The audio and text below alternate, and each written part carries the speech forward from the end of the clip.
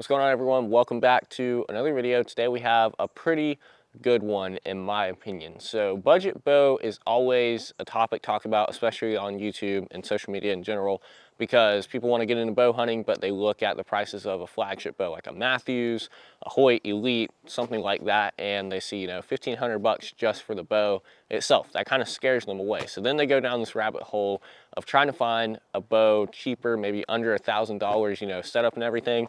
And that's what we have today. It's made for some pretty popular videos on YouTube. I'm putting my own spin on it this year. This is the 2025 Bear Gamekeeper in collaboration with Mossy Oak. So it's the Mossy Oak Gamekeeper from Bear. This thing runs $679, fully set up with absolutely everything you need on it, ready to hunt. And personally, I don't believe it can get better than this at that price point. It's pretty impressive what this bow can do for what it is, and again, especially the price. So what we're going to be doing today is I've got this thing set up to me. I've tied in peep sight, set the draw length, all that stuff, tuned it and everything at the shop. And today we're going to be doing some shooting with it, sighting it in, just to kind of show you guys what a good bow this is at the price, and also to show you you don't necessarily need the fanciest, highest end equipment out there to be effective and to be killing. So we're going to get into this thing, and I'm very excited. It's going to be kind of like a review, but yeah, just going through the specs, shooting this thing, and having a good time. So let's get into it. Filming? Okay, so just walked up to like 20 yards from the target. Before we shoot this thing though, I want to kind of go through the specs. So it is 30 inches axle to axle, I believe. I got all my notes here from their website. Yes, 30 inches axle to axle.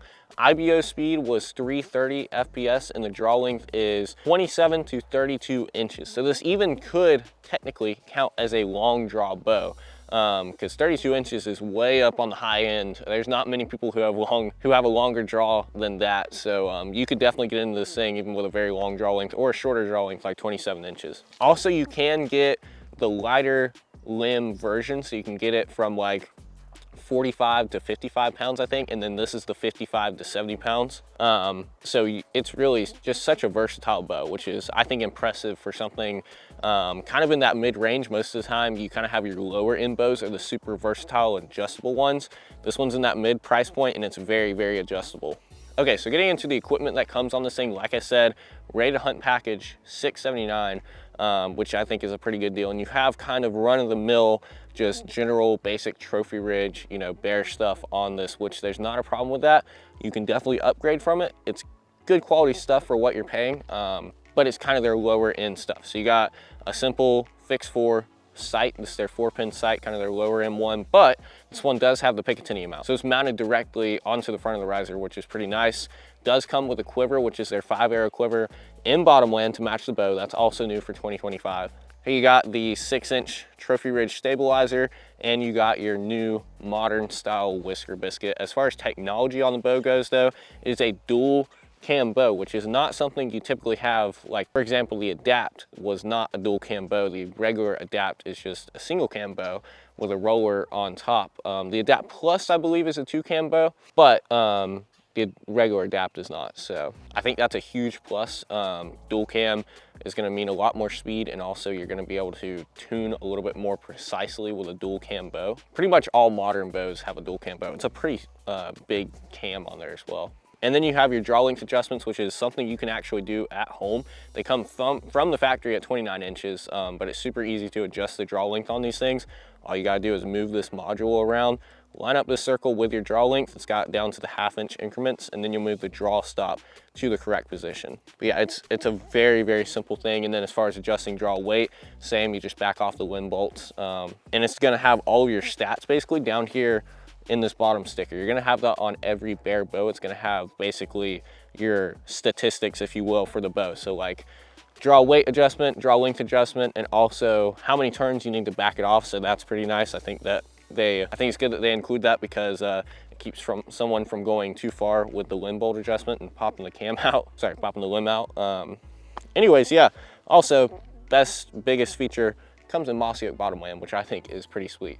But yeah, there you have it. That is the Bear Mossy Oak Gamekeeper. And now we're gonna get into shooting it.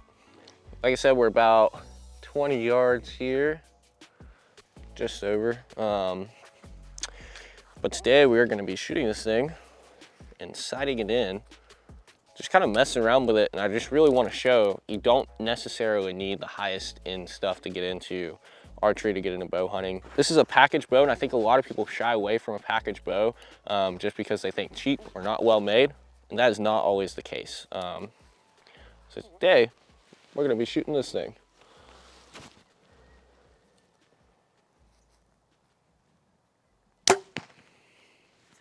We're a little bit low to the right. Man, it feels really good. I have not shot this thing at distance yet. I paper tuned it at the shop, but have not shot it at distance, so I'm impressed with the first couple shots. Let's make a little adjustment, and then we'll get this thing dialed. So on a site like this, pretty much just a run-of-the-mill, simple multi-pin sight. You're going to want to find your 20-yard mark by adjusting the sight itself, so the sight housing. So you're gonna wanna move around things. And then from there, whenever you find your 20, you move back to 30, 40, 50, you're then going to want to move the individual pins. So just a little, because I get a lot of questions. Typically people buying this style bow is gonna be a beginner. Not always, but most of the time. And so you end up with a lot of questions on, oh, how do I sight it in? But yeah, you basically, for your 20-yard, your top pin, you wanna move the sight housing itself. And then from there, whenever you make your way back to 30, 40, 50, 60, whatever, you're gonna then move the individual pins.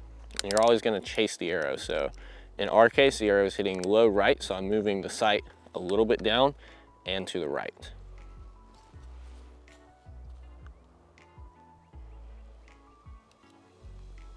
I think part of the reason a good, budget-friendly bow, package bow like this from Bear is good for beginners is the simplicity of use. Like, super easy. The easiest sight in you'll ever do on a bow just about is going to be something like the sights that comes on, a simple package bow. So you can upgrade from there as you get into it, but if you don't know what you're doing, it's always better to start simple, don't get overwhelmed, and go from there.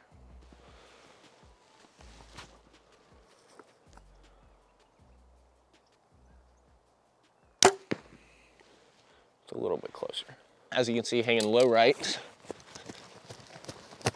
So just got to get on that adjustment a little bit more, and we'll get there. We have something pretty special here. It's nasty. It's one of the arrows from the budget bow video. Well, I say budget bow. The ultimate budget bow video, the $80 plastic bow that we got off Amazon. It's one of the arrows from it. We lost a few. That was a fun one. If you guys haven't seen that video, go check it out.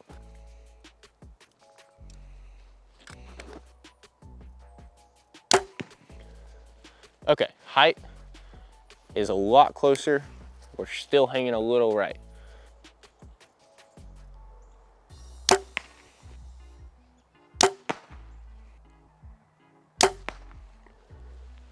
So close. Okay, there we go. That's our 20. Should be just about dead on. So now we'll shoot a group and see how we are. Okay, so we keep getting less and less arrows for our so-called 20-yard group because this target here is a very old, worn out target. I say very old, it's like a little over a year old. Very worn out target, so it keeps eating our arrows, and then whenever we try to pull them out, it strips the veins off them. So we're down to 2 arrows right now, but we're gonna make it work.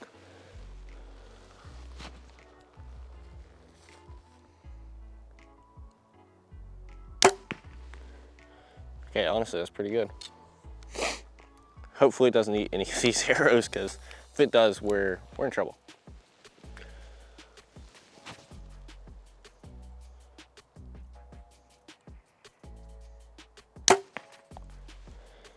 Okay, those 2 arrows are not the closest together, but for our first 2 shots with it, that's not too bad. Or well, first 2 shots after getting sighted in, not too bad. Obviously went a little tighter than that, but as far as 20 yards go, that's all you necessarily need. We're gonna try to get them a little tighter though. 32, 31, 30. Awesome.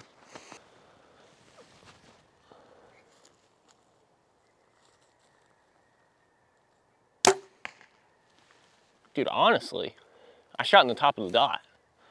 That's very close. Let's, man, this might be the easiest sighting ever.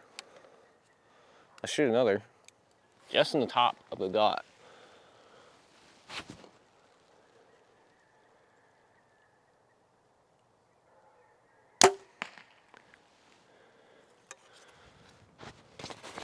I need glasses. Okay, yeah, we're a touch high, actually, so that's good. Yeah, just a touch high. That's pretty sweet. We're both are inside the black dot, just on the higher end of it, so which honestly could be me. Let's go pull these. Okay, one was just outside the black dot, but this one here, left and right on that is perfect, just high. And really what again, I've said this a couple times, but really what I want to prove is that you don't have to go with the highest end bow to get good results. If you're wanting to see great results out, you know, 60, 70, 80, 100 yards, you're not going to get the best results with a bow like this. But for simply someone starting out, especially getting into bow hunting, you're probably not going to be shooting outside of 40 yards anyway, just starting out. And so again, I'm just trying to prove you don't need the highest end stuff to be effective within that, you know, lower yardage range. It definitely helps to have nicer stuff, but you don't need it, especially getting started, especially just as a bow hunter. I forgot about something. We're gonna change things up. I think that target over there is a little boring, keeps eating our arrows. So let me introduce you guys to the latest member of the family, Hector the javelina. This is Mr. Hector. Did you set him up eating out of the bird feeder? Yeah. Yeah, he's I guess he was eating some bird seed or something. We're gonna shoot Hector. We haven't really shot him much yet. I shot him a couple times with the lift, but we're gonna shoot Hector instead. That's a lot more fun than just a target. Oh yeah. Slightly quartered away. Perfect. Okay, so this is a real life hunting scenario. They were just rolling towards using the force. That was wild. Real life hunting scenario. Doing spot and stock in Texas. You spot a javelina, get down.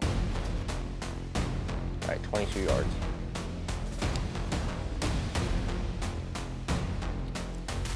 All right, ready.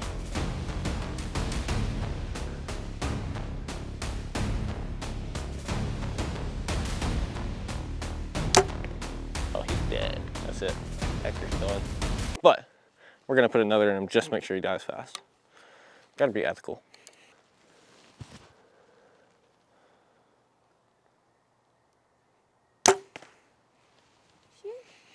Okay, well, Carson took a couple-minute break to go and sip some hot chocolate because it's very cold and his hands were freezing. And meanwhile, I shot Hector at 30 yards and we got two very tight arrows, hanging a little to the right, but not too bad. I haven't gotten a feel for this bow. Like I said, this is the first time I shot at distance. I paper tuned it at the shop. But I am very, very impressed with, like, it's a lot better than what I thought it would be. Let's just put it that way. Because I knew it was a good bow as far as technology and stuff goes, but then you start using it practically, you start shooting it and actually getting a feel for it in the real world. I'm very impressed with the Gamekeeper, and honestly, that's gonna be, for sure, #1 recommended bow for people starting out, for people just wanting to keep it a little more reasonable with the budget. For under 700 bucks, you cannot beat this thing. Like, it's pretty impressive. And even then, if you really wanted to get some, you know, nicer stuff put on it, it's a great platform to work up from because you got a great bow. You got kind of run-of-the-mill stuff on it, as I was saying. You go and upgrade your sight, get an adjustable, like a multi-pin adjustable or something, be able to reach out there a little bit more. But yeah, anyways, it's just, I'm pretty impressed. I'm gonna shoot a little bit more with it at 30. And again, it's just a great feeling bow overall.